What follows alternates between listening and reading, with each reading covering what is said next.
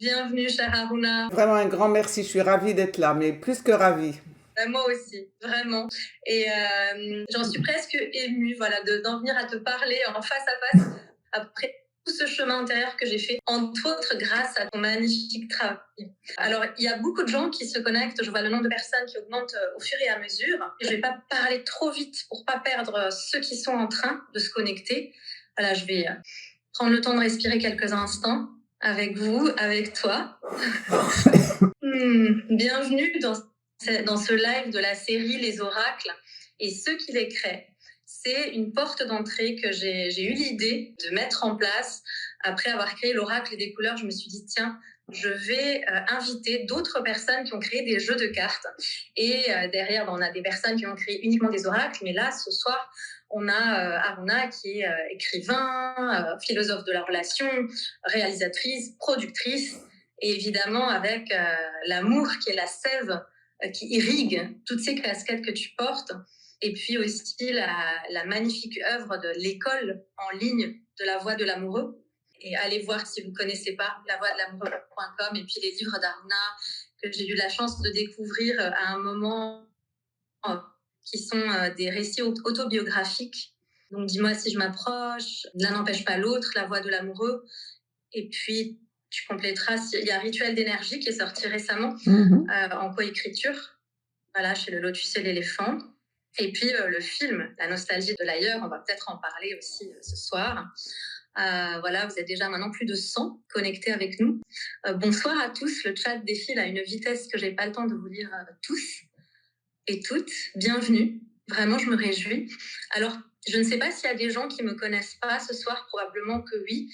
Je vais donc également me présenter. Donc, je suis Yumna Tarazi et j'ai fondé en 2013 l'approche S'habiller vrai, qui permet de se reconnecter à son corps grâce aux vêtements, notamment à travers les 4 saisons, parce qu'on dégage tous une lumière, les 4 éléments et la géométrie sacrée.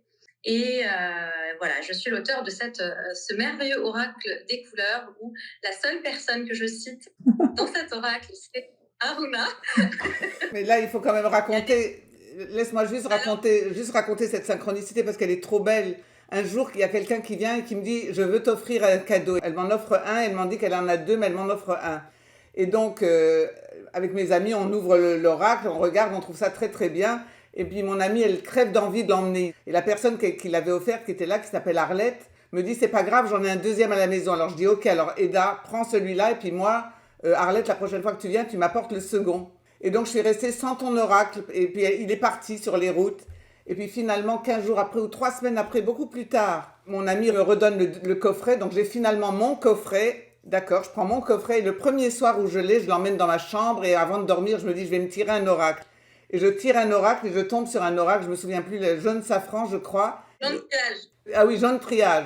Et je vois que dans cette carte-là, tu me cites. Alors là, je tombe de mon lit, hein. Je tombe de mon lit. L'amie, celle qui est partie avec le coffret et l'autre, elles rigolent toutes les deux. Elles me renvoient des SMS avec plein de smileys, donc on rigole. Et il y en a une qui dit, tu crois pas que tu devrais contacter Yumna et que tout ça? Je dis, oh, si ça doit se faire, ça se fera.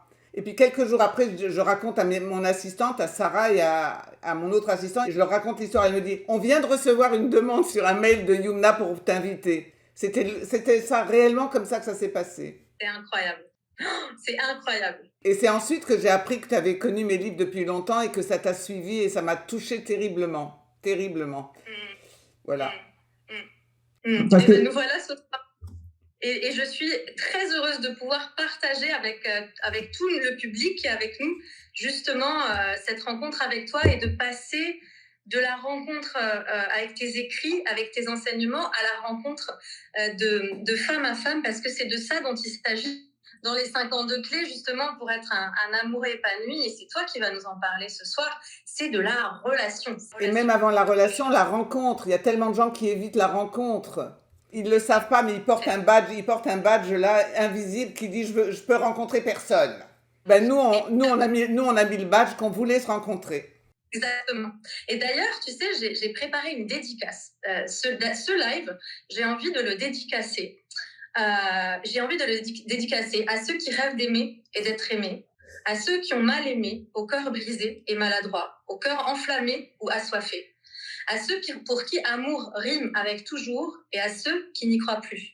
J'ai envie de dédier ce live à ceux qui aiment trop ou pas assez, aux amoureux accomplis, à ceux que l'amour ne voit pas parce qu'ils ont le badge, aux amoureux accomplis. Je dédie ce live à ceux qui ne sont pas aimés et à ceux qui entreprennent le chemin courageux, parfois douloureux, d'identifier en soi les entraves à l'amour. Ah bah dis donc, avec ça, t'as raté personne, hein. Honnêtement, avec ça, t'as raté personne. Et t'es courageuse parce que moi, vraiment, si je devais rajouter une dédicace, vraiment, je dirais les courageux qui sont prêts à y aller sur la route. Parce que tous ces gens que t'as cités, la question est est-ce qu'ils veulent y aller vraiment? C'est ça, c'est-à-dire qu'on veut être à deux, on veut être aimé. Mais on préfère rêver d'amour que de se préparer à la rencontre. C'est ça, on préfère rêver d'amour plutôt que... Voilà, et c'est vrai que moi, même ce live, j'aurais pu y rêver pendant longtemps, mais si je n'avais pas envoyé un mail, si toi, tu n'avais pas mis ton badge, je suis prête à la rencontrer. Si les anges n'avaient pas orchestré un peu tout ça, ben on ne serait pas là ce soir et vous ne serez pas avec nous ce soir et on est super heureux en fait. Là, on touche un sujet qui m'est très cher, c'est que tu es en train de dire qu'on peut choisir dans la vie. Et ça, c'est très important, j'arrête pas d'en parler en ce moment. Il faut arrêter de croire qu'on est des victimes du manque d'amour. Voilà, il faut arrêter de croire ça. Tant qu'on sera une victime, on ne mettra pas notre volonté, notre libre arbitre en chemin énergétiquement pour que ça attire ce que ça doit attirer. Alors justement, j'aimerais que tu nous parles de ce choix.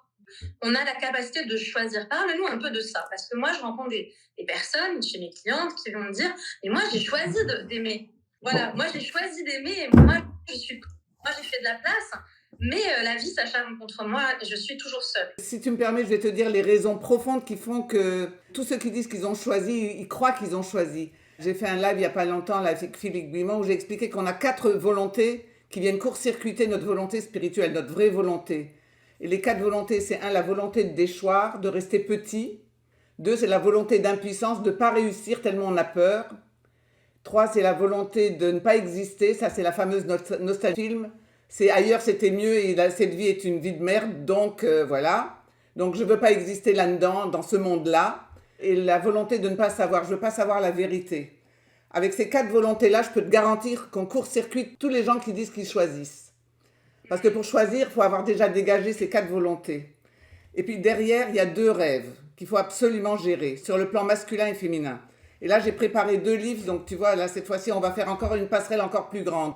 On a fait notre passerelle et on va encore agrandir du monde. Parce que moi, je pense qu'il y a 2 raisons profondes, qui sont des obstacles à cette soi-disant volonté d'aimer, de trouver un partenaire et puis de vivre la grande relation et le grand amour. La première, c'est la fille en nous qui est restée une princesse. La princesse qui croit aux contes de fées.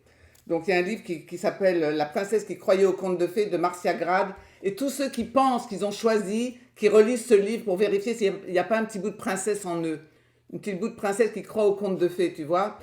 Un jour, mon prince viendra et ça va être le bonheur parfait jusqu'à la fin des jours. Et ils auront beaucoup d'enfants. Tu sais où ce qui m'a fait beaucoup rigoler, j'ai vu tes Instagram où tu as dit je vais vous faire une surprise. Et la plupart des gens ont répondu ah, tu vas nous dire que tu es enceinte. Voilà, ça c'est la princesse qui réagit. Donc tu as eu plein de petites princesses qui ont dit s'il y a une bonne surprise. Et moi je suis sûre que si je disais sur Insta, vous invite à vous annoncer, je peux te garantir que 99% des gens tu as trouvé l'homme de ta vie. Comme si c'était la finalité d'une vie. Ça c'est la princesse qui reste en nous. La petite princesse qui croit aux contes de fées. Puis je vais en dire une deuxième, tu m'excuseras parce qu'elle est un peu plus salace. Mais il y a une deuxième raison qui fait qu'on... Et puis je sais que ça va te faire rire parce que on va se comprendre là-dessus. C'est la mère juive en nous.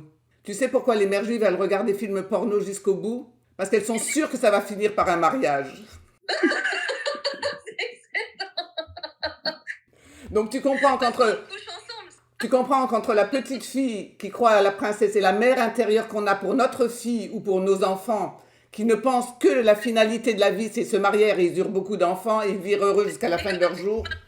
Et qu'après le mariage, il n'y a plus de sexe. Ouais, ben bien, ça c'est encore... Alors attends. Alors là, je rajouterai une 3e catégorie, donc la princesse, et la 3e catégorie, d'ailleurs tu les as énoncées, c'est chat échaudé, craint l'eau froide. Toutes les chattes échaudées qui craignent l'eau froide, si je peux me permettre encore une petite métaphore. Voilà, donc avec ces trois vibrations, honnêtement, il y a beaucoup à faire pour vérifier qu'on est vraiment décidé à prendre le risque, parce que c'est un risque énorme, d'une rencontre. et d'une rencontre qu'on veut transformer en plus en relation et en relation qui marche. Il y a beaucoup de conditions. Donc, moi, je ne veux pas raconter d'histoire, de contes de fées. C'est du travail. C'est beaucoup de travail de se préparer. Et moi, je dis, les contes de fées existent à condition de se rendre aux faits. F-A-I-T-S. De commencer par regarder les faits honnêtement. Je suis tout à fait d'accord. Et je veux juste signaler un autre livre parce que c'est la même collection pour les hommes. Parce que ça, les princesses, alors les hommes, ils vont nous dire, j'espère qu'il y en a quand même quelques-uns qui écoutent et qui nous disent pas, ah oui, mais ça c'est pour les femmes qui croient aux contes de fées. Moi, je suis pas une princesse. Non, les hommes, ils sont des chevaliers à l'armure rouillée. Et donc, les hommes, ils ont un gros travail pour ôter leur armure. Et donc, il y a 2 livres à lire, Le Chevalier à l'armure rouillée de Robert Fischer, ça c'est pour notre masculin, les hommes et notre masculin, et La princesse qui croyait aux contes de fées. Après ça, on peut se refaire un live, une fois avec ceux qui l'auront lu. Tu vas voir qu'on va avoir des nouveaux paradigmes de la relation amoureuse à mettre en place. On peut aussi se tirer une carte tous les soirs de l'oracle, les 52 clés pour vivre l'amour. On peut aussi méditer sur chacune des cartes, sachant que ce jeu, il est à la base tiré de le livre. À la base, c'est un livre avec les magnifiques calligraphies. De Luc Templier. Voilà, et ce que je lisais, c'est que c'est lui qui t'a sollicité à la base pour collaborer. C'est lui qui était inspiré. C'est le masculin qui est venu vers le féminin. C'est comme ça que ça doit se passer. Et donc, ce livre, il est empreint de cette dynamique-là. Du féminin qui finalement aussi accepte de recevoir. Accepte d'être accueilli, accepte d'être désiré. Tu vois, il y a beaucoup de travail. Accepte d'être désiré. Et accueille le désir, là pour le coup c'est un désir artistique, créatif, mais ça peut aussi se passer entre un homme et une femme, physiquement, amoureusement, épidermiquement, donc partout, sur tous les étages. Ça a l'air de rien, mais on a touché un grand questionnement. Est-ce que je suis capable d'accueillir le désir de l'homme ? Alors voilà, c'est parmi les cartes que j'ai mis en exergue et que je voulais que tu interviennes. Donc, donner, recevoir. Ah ben voilà, c'est quel numéro ? C'est 30. Donc, il faut savoir que les 52 clés sont divisées en 5 chapitres. C'est un parcours initiatique sur 5 étapes. Donc, on a la première étape qui est, je vais les lire. Donc, la première étape, c'est avant la rencontre. La deuxième étape, c'est de la rencontre à la relation. La troisième étape, c'est la relation choisie. La quatrième étape, c'est vers plus de plaisir. Et la cinquième étape, c'est du bon usage des crises. Et c'est presque une de mes préférées parce que c'est dans ces moments-là, soit la relation amoureuse ou dans toutes les relations de nos vies, qu'on sait si on est avec la bonne personne ou pas.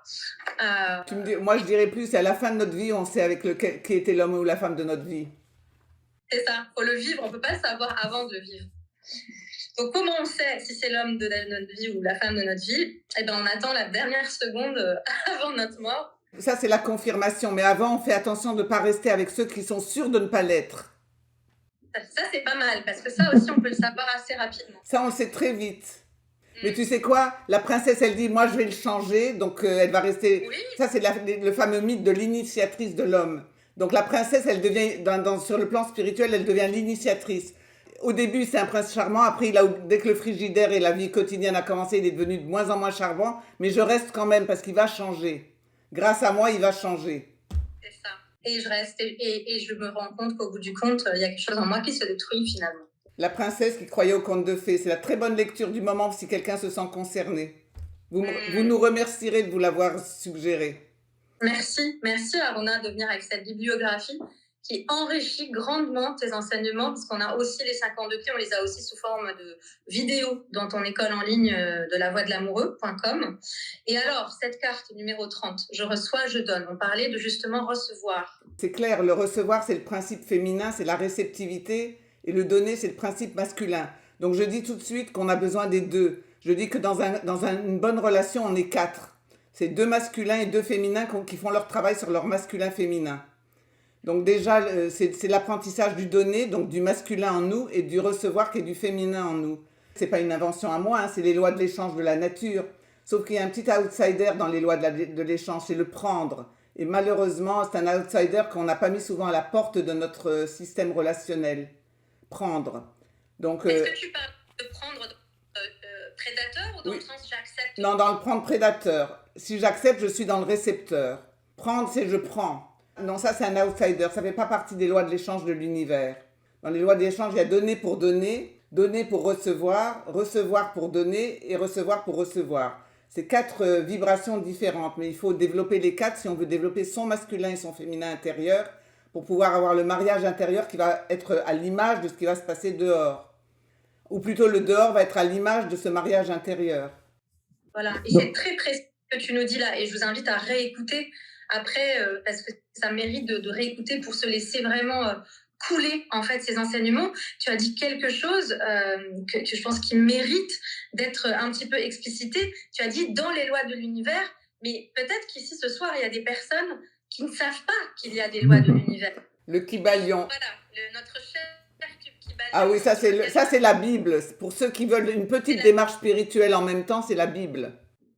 Voilà, et là, tous tes enseignements sont basés entre autres là-dessus, et c'est pas toi qui inventes des théories, c'est vraiment tu as juste décodé, expérimenté dans la chair, assimilé, et c'est à partir de cet endroit-là de loi universelle que tu t'exprimes à nous, et pas à Aruna qui nous donne des conseils pour... Tu as tout à fait raison de le dire, et d'ailleurs j'en profite pour dire que je le dis souvent dans mes interviews de ces derniers temps, mais je veux le dire aussi pour que tu me pardonnes si je ne suis pas tout à fait moi-même, mais comme j'ai dit, moi depuis Pâques, je suis dans une fin de moi sans S. Et donc je suis entre deux voix VOIX et deux voix VOIES. Donc si ma voix dérape de temps en temps, ou si ma voix VOIE n'est pas aussi claire qu'elle pourrait l'être comme d'habitude, Yumna, toi pardonne-moi, et vous autres pardonnez-moi aussi qui écoutez, mais j'ai prévenu. Et donc là, quand j'aurai atterri entre mes 2 mois, là, je suis prête. Il y aura sûrement plein de nouvelles choses qui viendront parce que ça ne vient pas de moi, justement. Je sens qu'il y a plein de nouvelles choses qui viennent me parler de nouveaux paradigmes amoureux que je n'ai pas vus avant. Donc on en parlera plus tard, mais tu as raison de dire qu'en tous les cas, jusqu'à aujourd'hui, tout ce que j'ai fait, c'était clairement lié aux lois de l'univers. C'est empreint de ta vibration, parce que c'est tes mots à toi, c'est ta manière, c'est ton... De ma vibration avec les génies, avec les petits génies qui passent à travers moi. C'est pas moi. C'est ça. On est en phase, Aruna, je suis aussi entre deux mois. Alors, je l'ai dit partout, je conseille, si quelqu'un se sent comme nous, allez écouter mon bulletin sur le solstice d'été. Je l'ai expliqué, j'ai dit que je serai là tout l'été pour accompagner les gens qui sentent. Mais c'est normal, Yumna, on est dans une fin de mois qui est en résonance avec la fin d'un monde. Donc, on ne pourra plus jamais être comme avant dans ce monde qui est en train de changer. Donc, forcément, le ciel nous pousse à nous changer, nous. Et comment il nous change, nous, en nous poussant à mourir au mois actuel. Parce que le mois actuel ne sera pas à la hauteur du monde qui doit venir. Donc je te demande pardon si je ne suis pas cohérente comme je pourrais l'être d'habitude ou quoi, mais voilà. Et si ma voix elle dérape de temps en temps, je préviens. Parce qu'après j'ai des gens qui m'écrivent en me disant mais est-ce que ça va pas et tout. Ça va très bien, mais ça va pas. T'es juste en vie. C'est rassurant pour nous. Ben voilà. Donc sur les lois de l'échange, tu sais, tu peux dire je mets un petit mantra à la fin de chaque clé. Et le mantra, là, il est simple, c'est apprendre l'art de passer en souplesse du recevoir au donner sans prendre au passage. Et l'art des échanges harmonieux. Parce que finalement, quel est le critère d'une relation qui marche bien? C'est l'harmonie, c'est la fluidité, c'est l'harmonie. Mais l'harmonie, ben, il faut comprendre que ce que c'est que l'harmonie, c'est un long chemin. L'harmonie, c'est pas la fusion, par exemple. Alors, c'est quoi la différence entre l'harmonie et la fusion? Ben, la fusion, je cherche pas à ce qu'il y ait du même, justement. L'harmonie, c'est l'harmonie entre moi et un autre qui sera étranger à jamais à moi. Ben oui, mais ça demande déjà d'accepter de ne pas être dans du même, de prendre le risque de l'autre. Moi, je pense que le paradigme spirituel de l'avenir va inclure la conscience d'altérité. Tu sais que jusqu'à présent, la spiritualité se foutait de l'autre, en gros.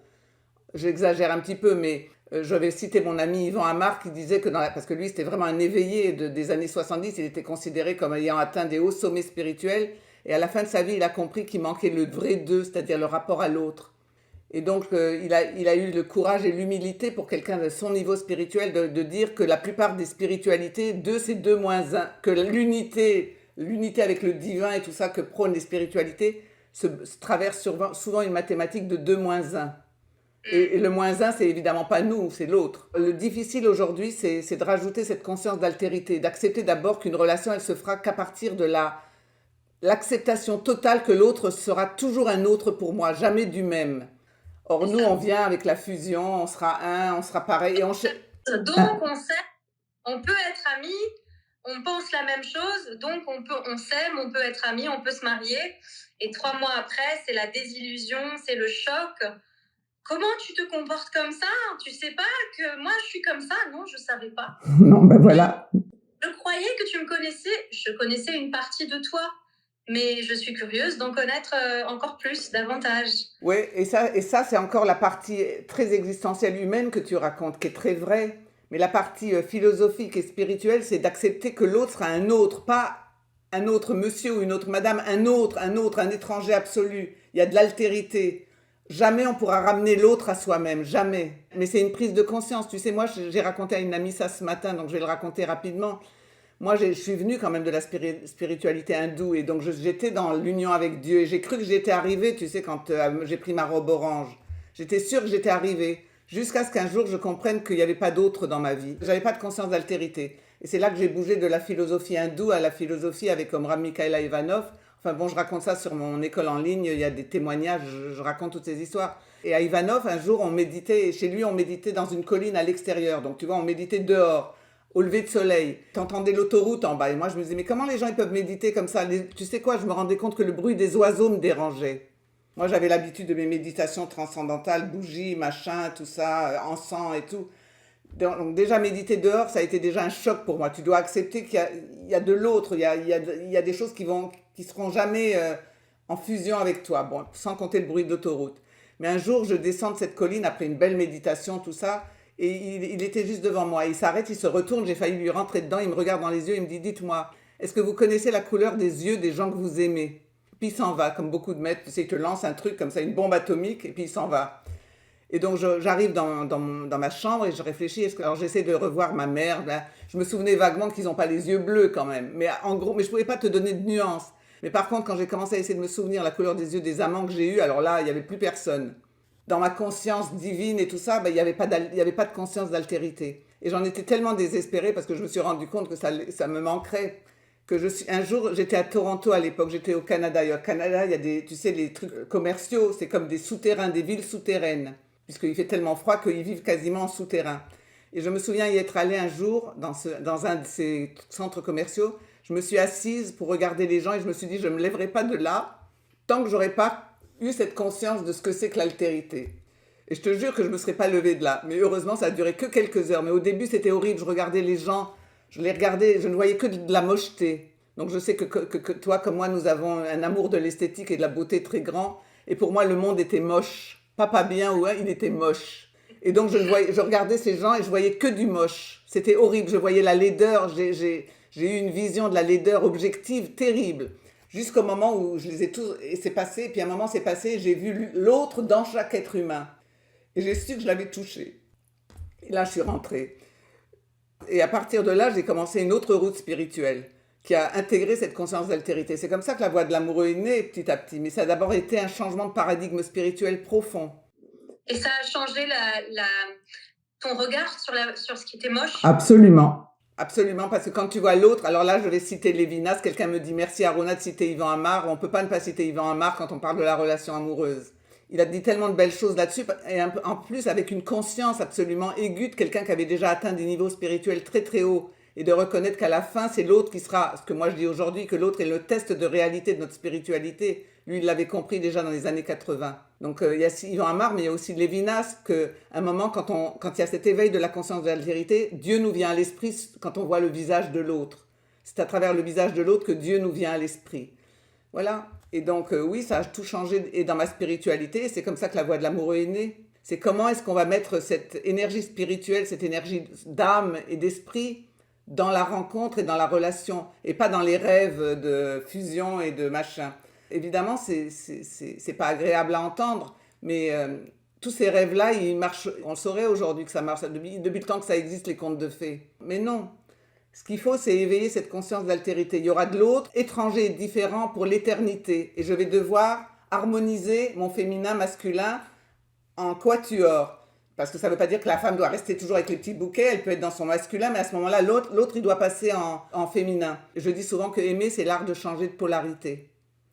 Alors, ce cheminement dont tu parles, okay, parce que moi, je me mets aussi un petit peu à la place de ceux qui nous écoutent et j'ai envie qu'ils puissent repartir avec le plus de billes possible.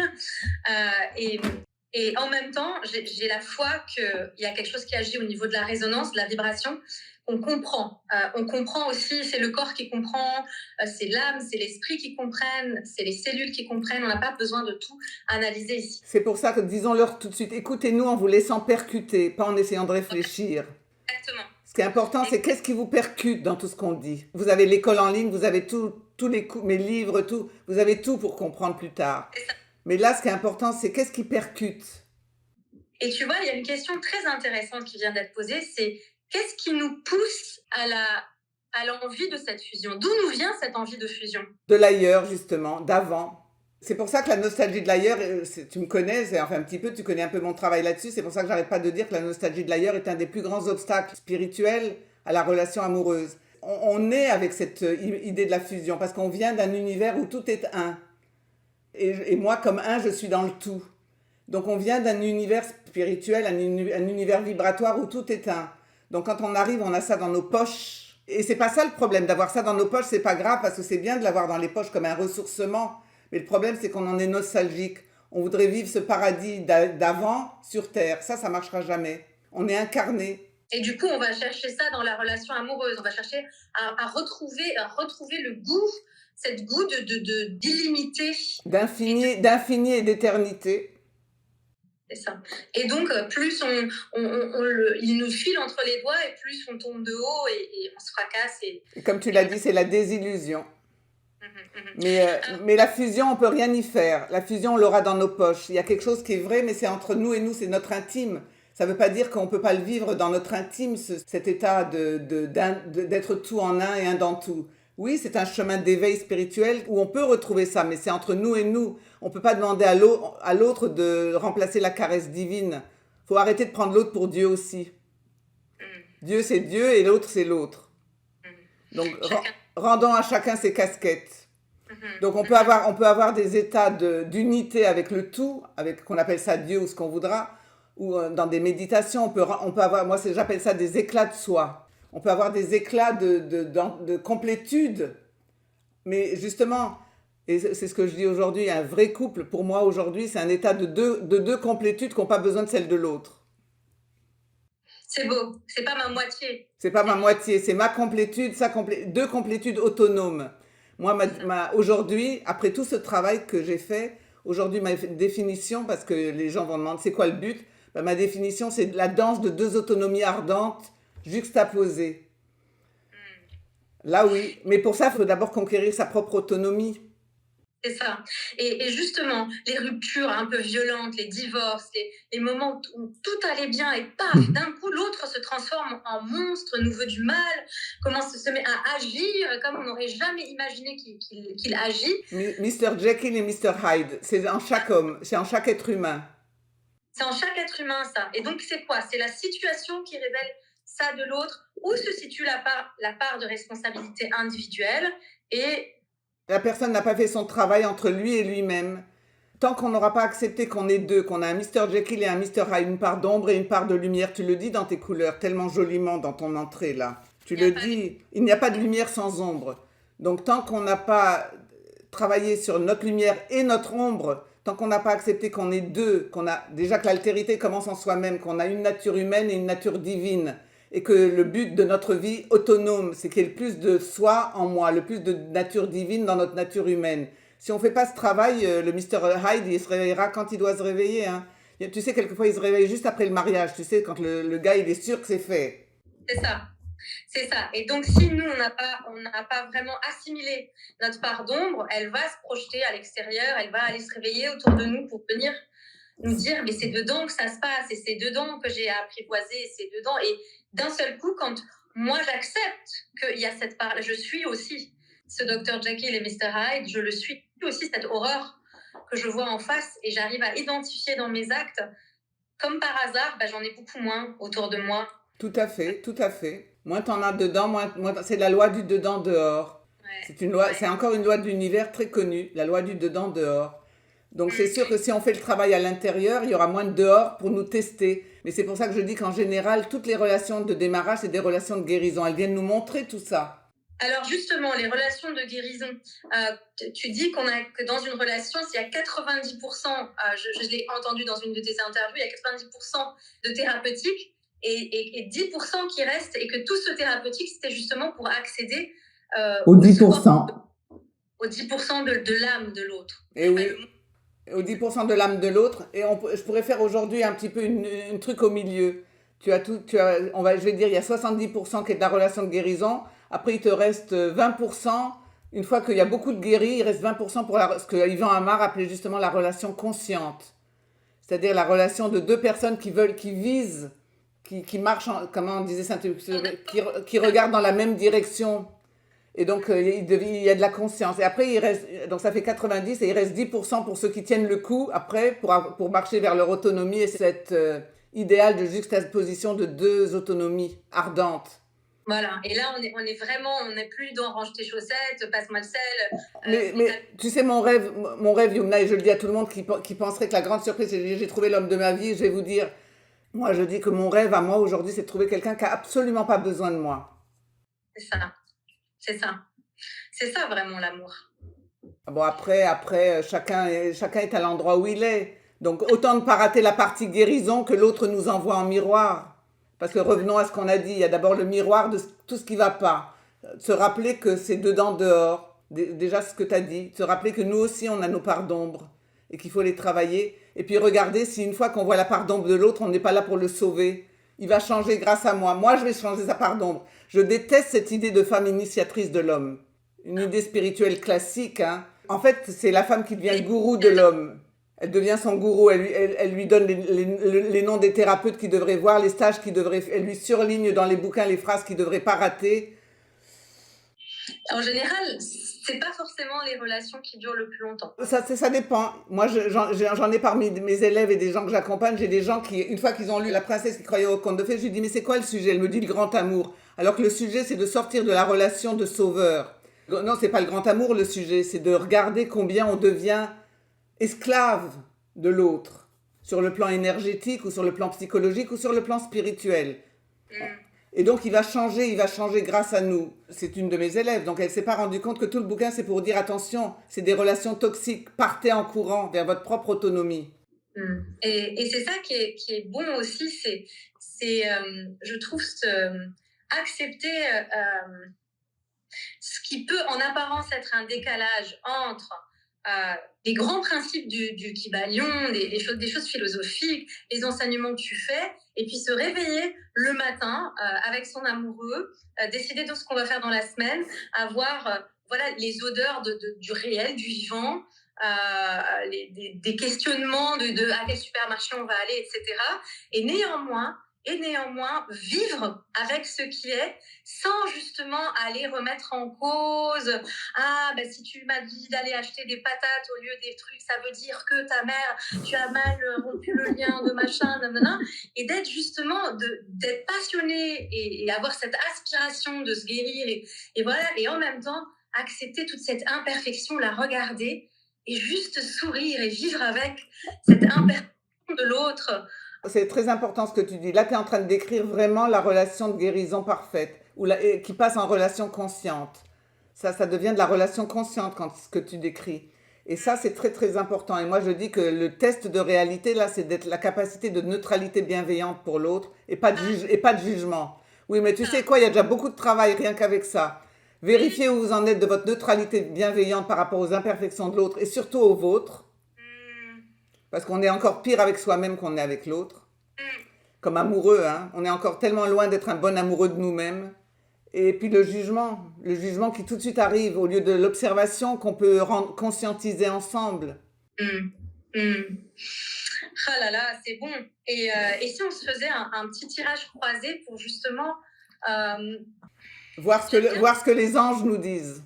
Oui, les anges de l'amour et les anges des couleurs. Alors, moi j'ai mon tas de l'oracle des couleurs. Est-ce que tu as ton tas des clés d'amour? Absolument, mais moi je trouve que ce serait bien que toi tu tires celle de l'amour et moi je tire les couleurs. Alors on fait ça. Moi je tire les tiennes et toi tu tires les miennes. Donc toi on tire maintenant pour tout le monde, pour savoir qu'est-ce que l'univers nous dit pour aujourd'hui, pour toutes les questions que tout le monde se pose aujourd'hui à travers ce qu'on raconte. Une clé et une couleur. Ça marche. De manière générale, je trouve que les gens qui tirent mes cartes devraient systématiquement tirer une couleur de chez toi, parce que je vais t'expliquer pourquoi je pense ça. Parce que moi, je donne du travail et toi, tu donnes la clé. Moi, je conscientise avec mes cartes beaucoup de choses. Et toi, derrière, tu donnes vraiment la couleur avec laquelle on va pouvoir mettre un parapluie pour pas se faire pour pas se mouiller. Intéressant. Et tu sais, je me souviens une fois, j'étais au Festival du Féminin, il y a quelques années, tu étais là, et j'animais un atelier S'habiller vrai, je crois que tu faisais une conférence sur les clés, et tu as dit à la fin, faites confiance aux cartes des 52 clés parce que je les ai confiées aux anges de l'amour, donc vos tirages seront forcément justes. Mais je trouve que le tien avec le parapluie, vraiment, tu sais, moi je leur demande avec le mien de se mouiller parce que c'est vrai que je suis une emmerdeuse pour ça, il faut travailler, il faut se mouiller. Et toi, tu donnes le parapluie. Oui, parce que je pense qu'on peut le faire aussi dans la douceur et savoir aussi se pousser de l'eau qui mouille et choisir. Et tu sais que quand j'ai entendu ça, je crois que j'étais en train de faire l'oracle des couleurs, ou je l'ai fait peut-être 1 ou 2 ans après en format imprimé comme ça. Et je me suis dit, je vais faire comme Aruna. Je vais le confier aux anges des couleurs. Et je l'écris quand les gens commandent l'oracle sur mon site, ils reçoivent une petite lettre qui leur dit « Faites confiance à vos tirages parce que je les ai confiés aux anges des couleurs. » Donc là, on va faire un tirage avec les anges de l'amour et les anges des couleurs avec tes mains, mes mains, nos oracles croisés. Je vois juste passer quelqu'un qui dit parapluie comme un bouclier. Non, pas comme un bouclier. On n'est pas en bagarre, on n'est pas dans une bagarre. Il faut oublier ce principe de la guerre des sexes. Parapluie, c'est pas le bouclier. Voilà. Mouillez-vous et prenez un parapluie. Mouillez-vous courageusement et prenez un parapluie pour la couleur, pour la douceur. C'est ça. Alors, moi, je mélange. Donc, je mélange. Vas-y. J'ai bien mis toutes les cartes. Et on appelle les anges surtout. Ouais. Tu es prête? Ouais.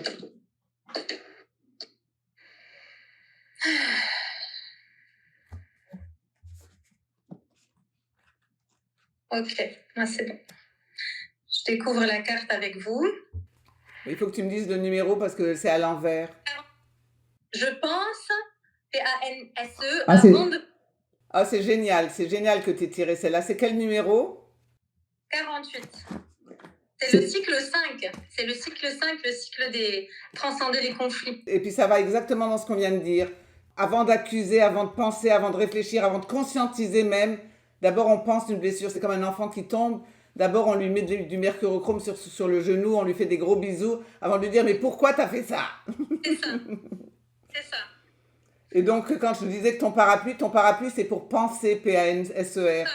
Moi, mes cartes, elles demandent à penser P-E-N-S-E-R beaucoup parce que je dis des questions à vous poser, tout ça. Je fais faire du travail, mais avec le parapluie, c'est mieux. Et la bonne couleur. C'est ma facette thérapeute qui prend soin de l'autre. Et on peut faire les choses en douceur. On peut enlever la balle, la blessée. On peut aller mettre ses mains dans la blessure sans augmenter la blessure et l'enlever. Et après, on va pouvoir mettre du baume, commencer à penser. D'abord, on pense, P-A-N-S-E. Bon, je vais voir la couleur qui va avec. Je remue et je tire ta carte. On va voir quelle couleur vient. Alors, c'est le jaune poussin. Ah! Tu vois, penser, c'est un peu materné. Alors, jaune poussin, je sais que c'est la 161-16. Ouais. C'est le printemps. C'est la saison du printemps. C'est vrai que c'est l'endroit... Il y a un mois, un monde en gestation, mais un cosmos en gestation, ça s'appelle un chaos. Tu vois, en cas de chaos, tu dis d'abord on pense et après on pensera. D'abord on geste, d'abord on fait un cocon. Puis tu vois, on reboucle la boucle avec la princesse qui projette qu'une bonne surprise, c'est d'être enceinte. C'est de dire que, oui, la gestation, oui, il y a une surprise, je couche quelque chose, mais c'est aussi un nouveau monde, c'est une récréation de soi, c'est une renaissance. Et puis tu dis, le jeune poussin annonce la renaissance naturelle. Donc quand il y a une crise ou quand quelqu'un s'est fait mal, tu sais, j'avais fait un jour un article, j'avais cité la phrase de Bobin. Aimer, c'est veiller à la solitude de l'autre sans prétendre la combler. Et donc, penser, c'est une manière de veiller à cette solitude. Il s'est fait bobo, il a eu une faille personnelle. La faille personnelle, d'abord, on la pense. Et tu as raison, c'est l'un début d'une... Ne forcez rien, on est dans la faille. Ouais, parce que la coquille du poussin, si on la casse de l'extérieur, le poussin meurt. Exactement. C'est de l'intérieur. Donc, il faut prendre le temps que le poussin est un peu grandi dans la coquille et qu'il casse de l'intérieur avant de penser ensemble. C'est ça. Avant de faire le travail que demande Aruna. Ouais. Exactement. Et c'est exactement comme quand on passe d'un mois à l'autre. On ne peut pas décider que maintenant, il y a le nouveau mois qui est là. Ah, ça, c'est dramatique. Ça, c'est encore un tout autre sujet. Ne me lance pas là-dessus parce qu'alors là, ça, c'est horrible. Parce qu'il faut vraiment là attendre. Et ne rien faire, c'est lâcher prise, c'est la chose la plus difficile, mais c'est l'ultime victoire spirituelle. Et tu vois, ce que j'ai envie de rajouter par rapport à tout ce qu'on a dit ce soir, c'est aussi cette notion de cycle et puis d'avancement de manière circulaire et non pas linéaire. C'est-à-dire, quand on arrive, des fois, on arrive à un espace de maturité dans la relation et puis on peut retourner en arrière et à un endroit qu'on n'avait pas vu, un manque de conscience, parce que c'est ça aussi d'être sur Terre. Et là, on revient chacun chez moi. Parce que tu vois, tout ce dont on parle, c'est du développement relationnel, on est bien d'accord. Et donc, ça s'ajoute au développement personnel, le développement relationnel. Tu vois, jusqu'à aujourd'hui, la mode, c'était le développement personnel. Donc, moi, j'ajoute le développement relationnel. Et il y a quelqu'un sur Instagram qui, il n'y a pas longtemps, a repris mon terme de développement relationnel et qui a dit le développement personnel est révolu. Pas du tout. Pas du tout. C'est ces phases-là, quand un couple ou quand on a fait beaucoup de développement relationnel ou une relation consciente, il y a tous ces moments, il y a tous ces moments qui nous renvoient à regarder tout ce que le moi doit encore regarder et laisser mourir. C'est ça. Et j'aime beaucoup, en fait, quand c'est Anne Guéquière qui te posait cette question, qui te disait, oui, mais l'habitude, voilà, dans un couple, après des années, on a eu des enfants, il n'y a plus de désir, on s'est perdu de vue. Et j'ai adoré ta réponse, c'est quand tu lui as dit, c'est parce qu'on a perdu de vue le soi. C'est parce qu'il n'y a plus que le moi qui est en relation et on a perdu de vue le soi, ce travail. On a perdu de vue le travail que nous, on a continué à faire. Le développement relationnel, c'est la passerelle entre le développement personnel et le spirituel pour moi. Et donc, ça renvoie au personnel pour plus de soi en moi. Sinon, le couple, il pourra jamais durer longtemps. La crise dans un couple, elle vient nous montrer combien de moi doit encore mourir et combien de soi il faut rentrer dans le moi pour pouvoir faire la suite. Oui, parce que quand il y en a beaucoup ici, j'ai lu dans le chat, et puis autour de moi, et moi j'ai fait partie aussi de ces femmes-là. Quand on est célibataire aussi longtemps, on se dit ah là là, le jour où je serai en couple, je serai enfin arrivée. Ce sera enfin le signe que j'ai bien bossé en fait. Et donc une fois qu'on est en couple, ce que j'ai envie de dire, c'est chaque période, j'ai envie de dire, a son charme et son lot de travail. Et en même temps, voilà, une fois qu'on rentre en relation, c'est là que le travail commence. Et si on arrête dans le travail du couple de revenir à son moi vers soi, eh ben, on n'aura pas de ressources pour le voyage long, pour le voyage pour qu'il soit long et durable. Ouais. Et même le mot travail, tu vois, quand je l'ai dit, même en bouche, je dis oh là là, pourquoi j'ai utilisé ce mot C'est pas le bon mot, je suis d'accord avec toi, mais ça reste quand même. Je sais pas. Pratiquer ses gammes, j'aime bien la discipline. Enfin, discipline aussi, c'est dur, mais c'est vraiment, j'ai envie de dire, c'est la décision. C'est une posture qui naît de la décision d'avoir choisi à deux de construire une belle relation. Et donc, suite à cette décision, c'est une responsabilité qu'on prend. En plus de cette responsabilité qu'on a pris à deux, il faut maintenir la responsabilité qu'on a pris tout seul à aller vers soi. Ah, c'est ça. Sinon, la bouteille, elle va se vider, hein. C'est en fait ça que je voulais dire à Anne Guéquière. Tu vois, j'avais oublié, mais tu as raison. Oui, ça s'arrête parce qu'on ne remplit plus sa bouteille de soi. Il y a quelqu'un qui nous propose œuvrer plutôt que travailler. Œuvrer. Oui, l'œuvre, c'est un peu plus beau que travailler, mais on va, je pense, voilà, moi je vais réfléchir à ça. On va trouver. On va trouver, oui, on va trouver. Et, tu sais quoi, le mot qui me vient à moi tout de suite, c'est vivre. Ne pas arrêter de vivre.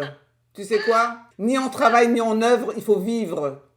Pour vivre l'amour. Ah ben voilà, tu vois, ben oui, c'est ça. C'est pas pour travailler sur l'amour, c'est pour le vivre. Et la vie, elle te donne tous les jours ton lot de changement et ton lot de travail, entre guillemets.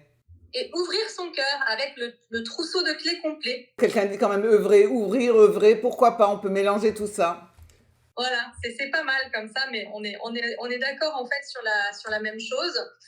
On arrive à la fin de ce live. Déjà?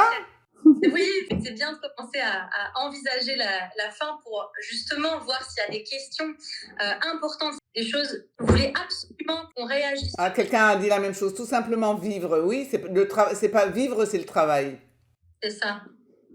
Ouais, c'est vivre, c'est aller dans le sens de la vie, desserrer là où c'est serré, savoir où je veux aller dans la vie. Mais comment trouver de grand amour en vivant? En vivant. En vivant, et puis j'ai envie de dire aussi que des fois, le grand amour, enfin, moi je parle que de mon expérience, c'est pas une idée universelle, enfin, c'est mon expérience, c'est vraiment, des fois, le grand amour peut nous surprendre et euh, il, il peut nous surprendre. Voilà, il peut vraiment nous surprendre avec une personne qu'on n'aura pas forcément, qui n'a pas les critères qu'on aurait imaginés au début. Et ça arrive au moment où justement Moi, je dirais où on a fait de la place. Où on a fait de la place.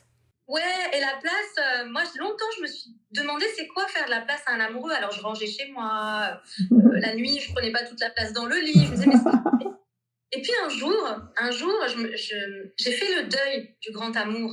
C'est-à-dire que je me suis dit, ok, j'accepte que pendant toutes ces années, je n'ai pas construit de vie de couple, de vie de famille, c'était mon rêve.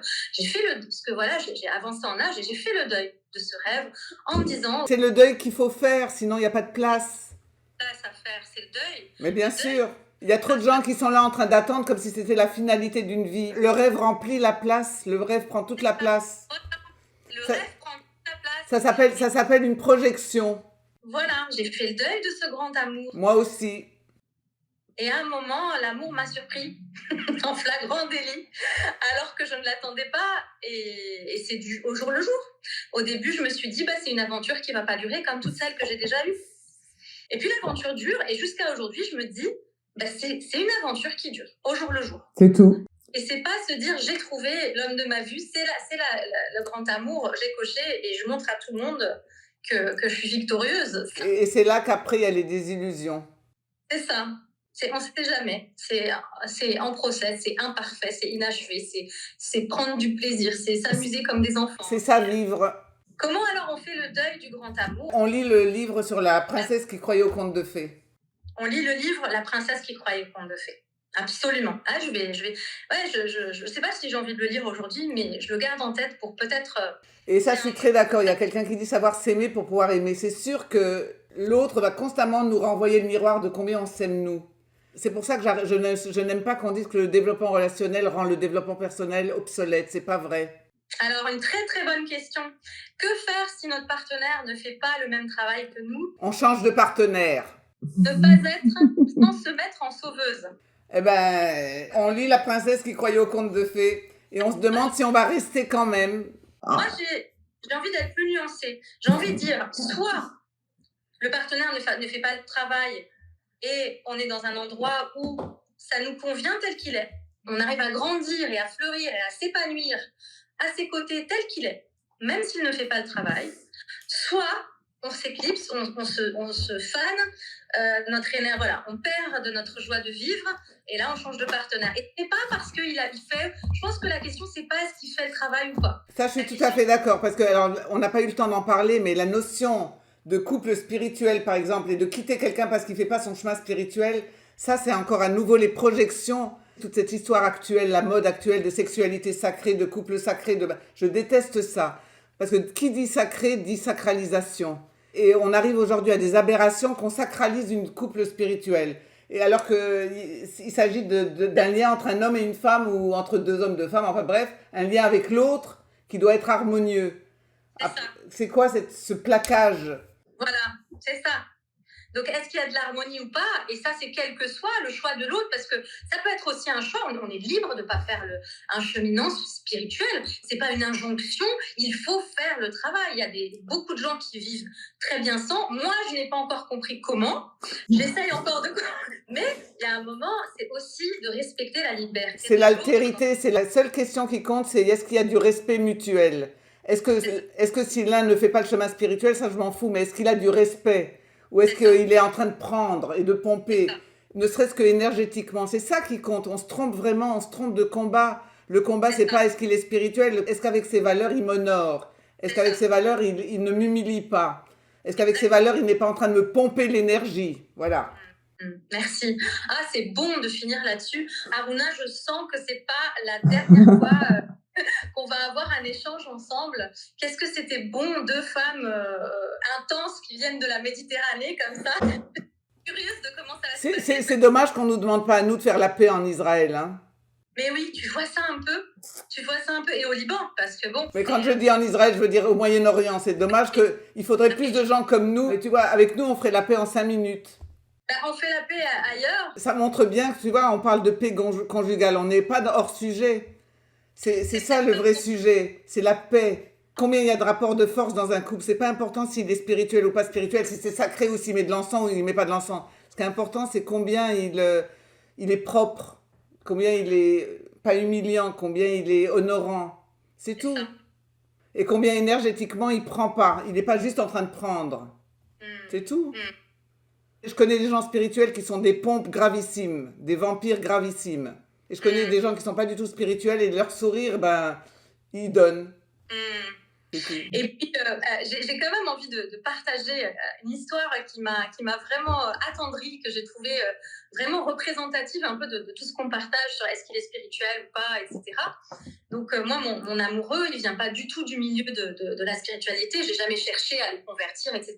C'est pour ça aussi que je peux parler à partir de cette expérience-là.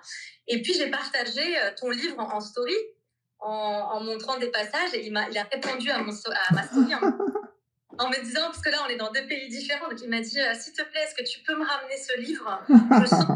Je sens qu'elle raconte bien j'ai envie de le lire. Oh, c'est génial, c'est génial. Tu sais, ça me rappelle une fois j'ai fait une signature de livre dans une librairie à Nice, je crois. Et il y avait un homme comme ça d'une quarantaine d'années qui était là, qui attendait. Alors je lui ai dit, vous avez quelque chose à faire signer? À un moment, il est venu, il me dit non. Je voulais juste vous dire merci parce que je dors avec vous toutes les nuits. Je lui ai dit pardon. Il me dit oui, ma femme et moi, on a votre livre et tous les matins, on se réveille, on ouvre ensemble et on se dit aujourd'hui, on travaille là-dessus et on en reparle ce soir. Salut, bonne journée. Il m'a dit comme je dors avec vous, je voulais quand même vous dire merci. Donc dis à ton mari que lui, il a le droit de dormir avec moi aussi. Je l'autorise parce que c'est ton livre. C'est trop mignon quand même. C'est quand même. Oui. Mais plus il y aura d'hommes qui prendront le temps de faire ça, mais plus on va. Moi, c'est pour ça aujourd'hui, je m'adresse aux hommes et je leur redis aujourd'hui, c'est très important parce que tu sais, en développement personnel, on a beaucoup parlé d'enfants blessés et tout ça. Bon, tout le monde s'y retrouve. Dans la plainte, tout le monde s'y retrouve. Mais je trouve qu'on n'a pas assez insisté sur l'adolescent humilié. Et chez les hommes, il y a trop d'adolescents humiliés. Donc moi, c'est un concept qui me tient très fort à cœur en ce moment de mettre dans l'univers. Messieurs, travaillez sur votre adolescent humilié et vous, madame, travaillez votre masculin en regardant combien il y a encore d'adolescentes humiliées en vous. Il n'y a pas que l'enfant blessé. Ah, c'est bon ça. Ça va être, je sens un autre chapitre qu'on va pouvoir ouvrir. Là maintenant, on va clôturer cet échange avec vous. Alors, on récapitule. Tout est éparpillé autour de moi. La seule chose qu'on n'a pas faite, c'est de parler du film. Mais ça, on donne juste le lien, la nostalgie d'ailleurs, le film, et puis voilà. C'est vraiment quelque chose d'innovant qui n'existe nulle part ailleurs. Voilà, je ne vous en dis pas plus. Allez voir s'il y a la bande-annonce. Aruna l'explique très bien sur son site. La nostalgie d'ailleurs, le film. La nostalgie d'ailleurs, le film. Donc là, on était avec les 52 cartes pour vivre l'amour, mais il y a le livre, et c'est pas du tout les mêmes textes dans le livre et dans les cartes. Donc les deux sont vraiment complémentaires. Dans le livre, on a aussi des illustrations en plus grand que les cartes. Les cartes, ça permet justement d'avoir quelque chose de plus ludique.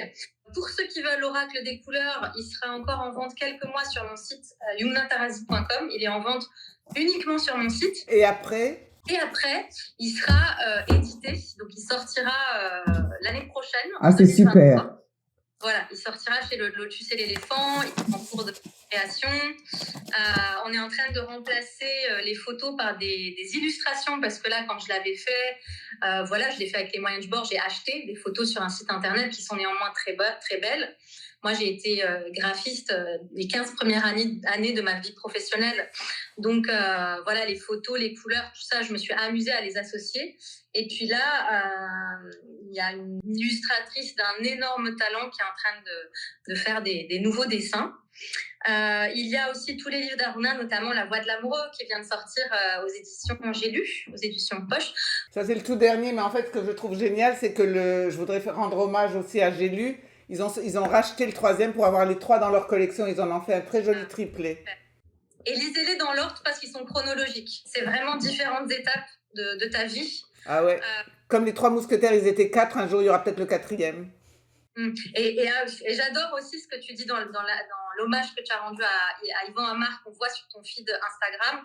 où tu dis, mais il t'a demandé, mais pourquoi est-ce que tu as voulu écrire les coulisses? Et tu lui as dit, parce que il faut que les gens arrêtent de croire qu'il y a un hélicoptère qui nous a mis en haut de la montagne, et d'expliquer que c'est en retroussant les manches, en fait, et en mordant la poussière, et peut-être qu'on peut avoir aussi un parapluie et que ce soit agréable, mais il y a quand même tout ce chemin à faire, quoi. Donc, Bien, on va dire à vivre, à vivre. C'est ça, à vivre. Et puis, moi, je te dis, voilà, à bientôt, très spontanément, je te le dis. Là, on va passer de la rencontre à la relation. C'est ça. En tout cas, moi, ce serait un choix de ma part et un élan, vraiment un élan du cœur de passer de la rencontre à la relation, si telle est aussi ton envie. Avec grand plaisir. Et là, tu verras, on pourra un jour parler d'amitié, parce que dans ce type de rencontre et de relation, l'enjeu, c'est l'amitié. Et l'amitié, c'est pareil, c'est tellement difficile d'être des vrais amis. Et dans un couple, si on n'est pas d'abord des amis, et si on n'est pas d'abord des frères en humanité, comment tu veux qu'on soit des amants? Quand on est dans une rencontre, on a aussi des choses à apprendre. Et là, c'est sur l'amitié. Moi, j'ai même un concept qui s'appelle l'amour-amitié. C'est encore une facette de l'amour. C'est ça. Moi, je dis à mes amis, je t'aime. Donc, c'est vraiment... Et puis, moi, je ressens cet amour pour toi, mais avant qu'on rentre en relation. Et puis après, ça se transforme. Parce qu'il y a aussi toutes ces projections à dépasser, à rencontrer le réel de l'autre, en fait. L'autre dans sa réalité. Donc, Aruna, je te dis merci beaucoup. C'est bien parce que on aura fait notre rencontre entre 2 mois. Donc, la relation pourra être avec le nouveau. Oui, toutes les deux. Et puis, j'aimerais remercier beaucoup Sarah aussi, qui nous a aidés à mettre en place ce live. On ne fait pas tout ce boulot tout seul. Donc, moi, mes assistants, c'est une équipe vraiment solide. Hein. Ouais, vraiment, super assistante. J'atteste. Bonne soirée à toutes les deux. Bonne soirée à vous tous qui êtes de l'autre côté. Merci d'avoir été aussi nombreux. Vraiment, vous avez contribué aussi à la qualité de ce live. Et bonne fin de mois, MOI à tous. Bon été. Et moi, je vous dirai, je ne sais pas quand, puisque je suis en congé sabbatique. Justement, voilà, ce live fait partie de mes entre-deux mois. Et je ne sais pas quand est-ce que je vous me reverrai en live. Donc, et encore mieux, on ne sait pas comment on sera. Oui, on ne sait pas comment on sera. Ça, c'est sûr. Mais à un de ces jours, ça, c'est sûr. J'ai très envie de vous retrouver. Bye bye. Au revoir tout le monde. Et merci pour vos contributions. C'était vraiment super. Ouais, vraiment.